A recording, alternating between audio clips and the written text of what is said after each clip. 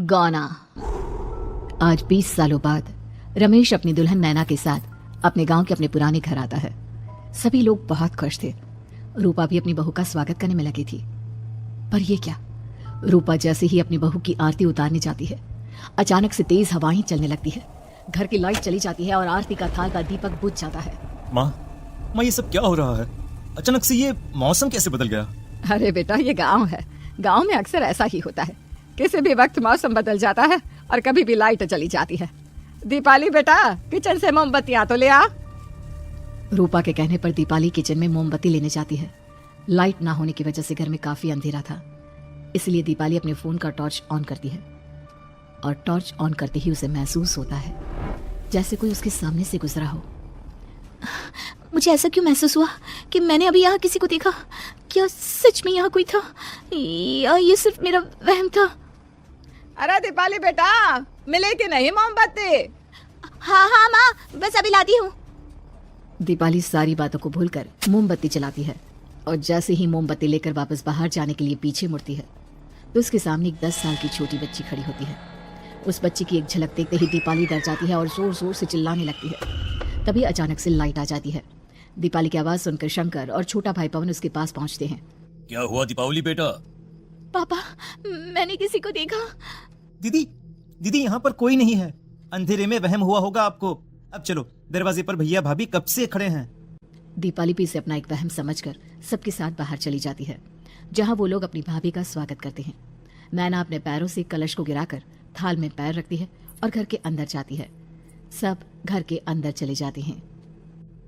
भाभी, मैं आपकी ननद नहीं, आपकी छोटी बहन और फ्रेंड की तरह हूँ। इसलिए कभी भी आपको ये लगे कि भैया आपको सता रहे हैं तो आप उनकी शिकायत मुझसे कर देना। भाभी भैया की शिकायत करे या ना करे, पर मुझसे और माँ से तेरी शिकायत जरूर करेगी। सभी आपस में बैठकर हंसी मजाक कर रहे थे। नैना भी घूंघट किए अपने बिस्तर पर बैठी थी। वो सब आपस में बात कर ही रहे होते हैं कि तभी उन्हें एक अजीब डरावनी आवाज सुनाई देती है और कमरे की खिड़की अपने आप ही खुल जाती है। मुझे इसीलिए गांव पसंद नहीं। गांव में ऐसी ही डरावनी आवाजें आती हैं। मैंने तो सुना है गांव में बहुत सारे भूत भी होते हैं और इस मौसम को पता नहीं क्या हो रहा है। मुझे तो बहुत डर लग रहा है। मैं तो अपने कमरे में जा रही हूँ सोने। बाय भाभी, हम कल बात करेंगे। अब सब अपने कमरे में सोने चले जाते हैं। नैना अपने कमरे में बिल्कुल अकेली थी। कुछ देर बाद रमेश अपने कमरे में आता है और देखता है कि नैना खिड़की के पास खड़ी होकर बाहर की ओर एक टक नजरें लगाकर देख रही थी। क्या हुआ नैना, बाहर क्या दिख रही हो? मैं बाहर का मौसम देख रही हूँ रमेश जी।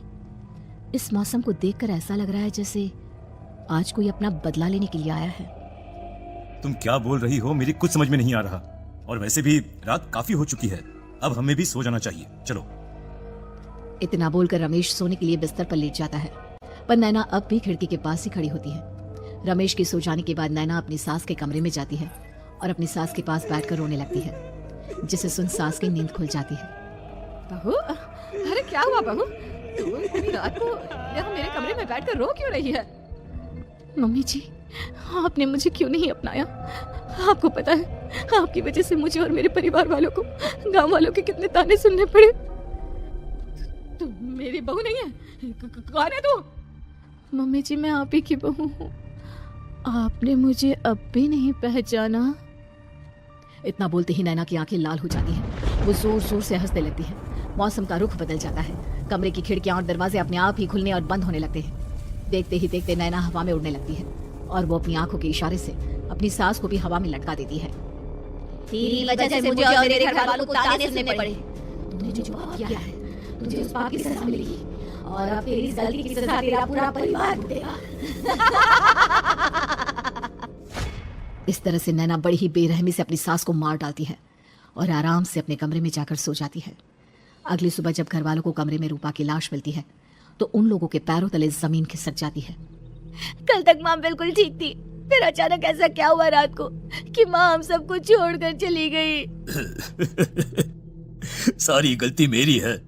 बेटे की शादी की खुशी में मैं ही रात को घर वापस नहीं आया और चला गया अपने गांव के दोस्तों से मिलने।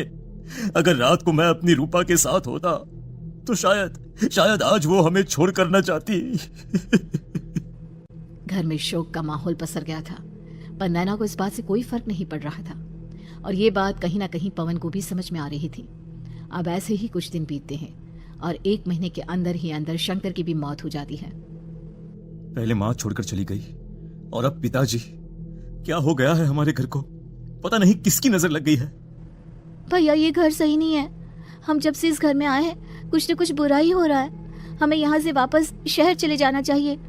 जहां रमेश, दीपाली और पवन का रो रो कर बुरा हाल था, वहीं नैना अपने कमरे में बैठी आराम से मेकअप कर रही थी। दीदी मुझे तुमसे कुछ बात करनी है।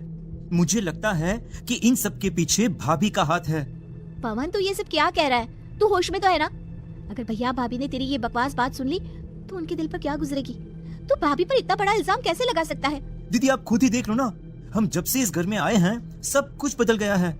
शादी से पहले नैना भाभी ऐसी बिल्कुल नहीं थी, पर अब वो किसी से बात नहीं करती, ज्यादातर अकेले अपने कमरे में ही रहती है। और कभी उनसे बात करो भी तो न जाने कैसी अजीबोगरीब तरह की बातें करने लगती हैं। तू पागल हो गया है? आप समझती क्यों नहीं है दीदी? देखो ना, हमारे घर में मौत का सिलसिला शुरू हो गया है, पर भाभी को कोई फर्क नहीं पड़ रहा। वो अभी भी मेकअप कर रही हैं, आराम से खाना खा रही हैं। और दीदी आपको पता है, जिस रात माँ की मौत हुई थी ना, उस रात मैंने भाभी को माँ के कमरे में जाते हुए देखा था। पवन की बातें सुन अब दीपाली के मन में भी शक पैदा होने लगता है और वो इस बारे में रमेश से बात करती है। रात को सब साथ में बैठकर खाना खा रहे थे, तभी कौन हो तुम और तुम ये सब क्यों कर रही हो? क्यों सबकी जान ले रही हो? रमेश जी, ये आप क्या कह रहे हैं? मैं भला मम्मी जी पापा जी की जान क्यों लूंगी? मैंने कब कहा कि तुमने माँ पापा की जान ली? नैना, तुम तो मेरी पत्नी हो, तुम थोड़ी किसी को मारोगी। नैना, तुम नैना ही हो ना? रमेश की ये बात सुनते ही नैना खाना छोड़कर गुस्से में सबको देखने लगती है। नैना की गुस्से भरी आंख को देखकर तीनों भाई बहन डर जाते हैं। तभी नैना जोर जोर से हंसने लगती है। मैं ही तो हूँ, आपकी पत्नी गौरी। गौरी का नाम सुनते ही रमेश के होश उड़ जाते हैं। आखिर कौन है ये गौरी? क्या है इस घर और घर वालों का राज? हमारे दोनों बच्चे एक साथ कितने अच्छे लग रहे हैं ना। हाँ, कितने अच्छे दोस्त हैं दोनों। बस बड़े होने के बाद भी इनकी ये दोस्ती बनी रहे तो बच्चे कितने खुश रहेंगे। मैं क्या सोच रहा था कि क्यों ना हम अपनी दोस्ती को रिश्तेदारी में बदल दें। मैं अपने बेटे रमेश की शादी तेरी बेटी गौरी से करना चाहता हूँ। इस तरह हमारे बच्चे भी हमेशा साथ रहेंगे और हमारी दोस्ती भी रिश्तेदारी में बदल जाएगी। शंकर की इस बात से उसके दोस्त को बहुत अच्छा लगता है और वो अपनी बेटी की शादी रमेश से करवाने के लिए तैयार हो जाता है। बहुत जल्द दोनों परिवार मिलकर बचपन में ही रमेश और गौरी की शादी करा देते हैं। अरे शंकर, अपने बच्चों की शादी करवा कर हमने अपनी दोस्ती को रिश्तेदारी में बदल तो लिया, पर मैं चाहता हूँ कि अपनी गौरी का गौना 2 साल बाद करूँ ताकि वो थोड़ी समझदार हो जाए। अरे हाँ दोस्त, बिल्कुल, हमें कोई दिक्कत नहीं है। इसी तरह समय बीतने लगता है। समय के साथ शंकर का कारोबार तरक्की पकड़ लेता है और 2 साल बाद शंकर अपने पूरे परिवार के साथ शहर में शिफ्ट होने की तैयारी कर लेता है। जब यह खबर उसके दोस्त को पता चलती है तो वो शंकर से बात करने उसके घर जाता है। शंकर, 2 साल पूरे हो चुके हैं और अब तू शहर भी जाने वाला है। मैं सोच रहा था कि तेरे शहर जाने से पहले गौरी का गौना कर दूं ताकि तू अपनी बहू को अपने साथ लेकर जा सके। ये तो कैसी बातें कर रहा है? रिश्तेदारी बराबरी वालों से होती है और वैसे भी अब मैं, मेरा बेटा या मेरा परिवार कोई भी इस रिश्ते को नहीं मानता। ये तो कैसी बातें कर रहा है दोस्त? जब हमने अपने बच्चों की शादी करवाई थी तब हम दोनों ही एक बराबर थे। पिछले 2 साल में तेरा कारोबार थोड़ा सा अच्छा क्या चल गया तो पुराने रिश्ते ही तोड़ देगा। देख भाई, ऐसा मत कर। अगर तूने मेरी बेटी को अपनी बहू के रूप में नहीं अपनाया तो कोई भी मेरी बच्ची से शादी नहीं करेगा। अरे उसकी जिंदगी बर्बाद हो जाएगी। यार देख, वैसे भी बाल विवाह तो कानून मान्यता नहीं देता, फिर मैं कैसे दे दूं? तू अपनी बेटी के बड़े होने पर उसकी शादी किसी दूसरे लड़के से करवा देना। वैसे भी तब तक ना उसे और ना ही गांव वालों को ये बात याद रहेगी। मेरे बेटे को बख्श दे मेरे भाई। इस तरह से शंकर अपने दोस्त के परिवार और गौरी को गांव वालों के ताने सुनने और जिल्लत से भरी जिंदगी जीने के लिए छोड़ अपने परिवार वालों के साथ शहर चला जाता है। अरे इनकी गोरी में ही कोई दोष होगा, तभी तो लड़के वालों ने इनकी बेटी को अपनी बहू के रूप में नहीं अपनाया और उसको यहाँ छोड़कर शहर चले गए। अब कौन थामेगा इसी लड़की का हाथ? अरे पता नहीं कैसा आदमी है जो गांव वालों के इतने ताने सुनकर भी सर उठाकर गांव में चल रहा है। अरे अगर मेरी बेटी के साथ ऐसा हुआ होता ना तो मैं तो शर्म के मारे मर ही जाता। हाँ, दिन रात लोगों की नजरों में अपने लिए ग्रहण देख और सबके ताने सुन सुन अब गौरी के पिता हिम्मत हारने लगते हैं और एक रात गौरी के माता पिता खुदकुशी कर लेते हैं। ये सदमा गौरी भी सहन नहीं कर पाती और उसकी भी मृत्यु हो जाती है। तुम्हारे परिवार की वजह से हम लोगों ने अपनी इज्जत और जान गंवाई। इसका बदला तो तुम्हें चुकाना पड़ेगा, वो भी अपनी जान देकर। हंसते हुए अब नैना हवा में उड़ने लगती है। नैना अब पूरी तरह से बदल चुकी थी। गौरी की आत्मा उसके शरीर पर हावी हो चुकी थी। उसकी आंखें सफेद, पैर उल्टे, चेहरा काला और बाल बिखर गए थे। अब गौरी अपनी शैतानी शक्तियों से घर के हर कोने को अपने काबू में कर लेती है और सीधी दीवार पर जाकर चिपक जाती है। मुझे अपना बदला चाहिए। बदला लूंगी मैं तुम सबको खत्म कर दूंगी। गौरी इतनी तेज चिल्ला रही होती है कि उसकी आवाज से घर के सारे कांच टूट जाते हैं। सामान इधर उधर गिरने लगता है और ये सब देखकर तीनों भाई बहन के होश उड़ जाते हैं। दीदी, बचाओ, भागो, भागो। उन तीनों को अपनी जान बचाने के लिए यहाँ से वहाँ भागता देख गौरी जोर जोर से हंसने लगती है। तभी दीपाली घर से बाहर निकलने लगती है, जिसे देख गौरी गुस्से में अपनी शक्तियों से तुरंत घर का दरवाजा बंद कर दीपाली को हवा में उड़ा देती है। बाहर भागी, मुझसे बचकर भागना चाहती है? कोई नहीं बचेगा, आज तुम सब मरने वाले हो। अचानक घर में भूतिया आवाजें गूंजने लगती है, तेज हवाएं चलने लगती हैं। सोफा, टेबल, कुर्सी सब हवा में उड़ने लगता है। ये सब देखकर रमेश, दीपाली और पवन की रूह कांप जाती है। घर में ये सब होते हुए और अपनी बहन को हवा में उड़ते हुए देख रमेश और पवन को भी समझ में नहीं आ रहा था कि वो क्या करे, कैसे अपनी जान बचाए।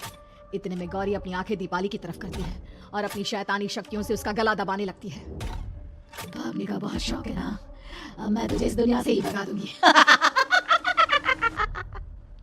इतना बोलकर गौरी दीपाली को उठाकर फेंक देती है और दीपाली दीवार से टकराकर नीचे गिर जाती है।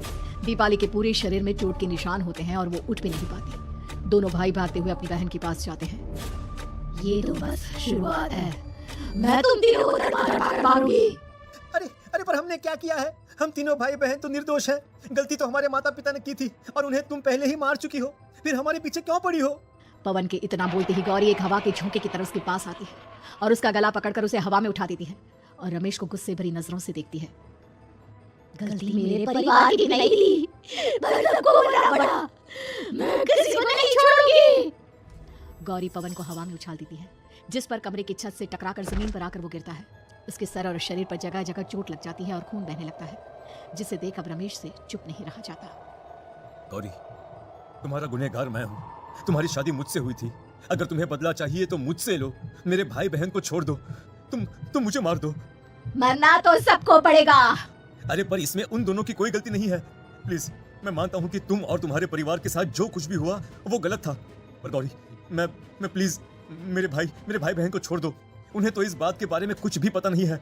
उनका इस सबसे कोई लेना देना नहीं है। तुम और तुम्हारा परिवार यही चाहता था ना कि मैं तुम्हें अपना लूं। उस समय मैं बच्चा था, मेरे पास इतनी समझ नहीं थी, पर आज मैं तुम्हें तुम्हारे इसी रूप में अपनाता हूँ। मेरे साथ जो करना है कर लो, बस मेरे भाई बहन की जान बख्श दो उनकी जान। रमेश की ये बात सुनकर गौरी का गुस्सा थोड़ा शांत होता है। ठीक है, मैं तुम्हारे भाई बहन को नहीं मारूंगी, पर तुम्हें मरना होगा और तुम्हारी आत्मा को मेरे साथ शादी करनी होगी। मुझे मंजूर है। अब रमेश गौरी के साथ छत पर जाता है और छत से नीचे कूद जाता है। रमेश के मरते ही गौरी उसकी आत्मा को अपने साथ ले जाती है और इस तरह से रमेश खुद मरकर अपने भाई बहन को बचा लेता है।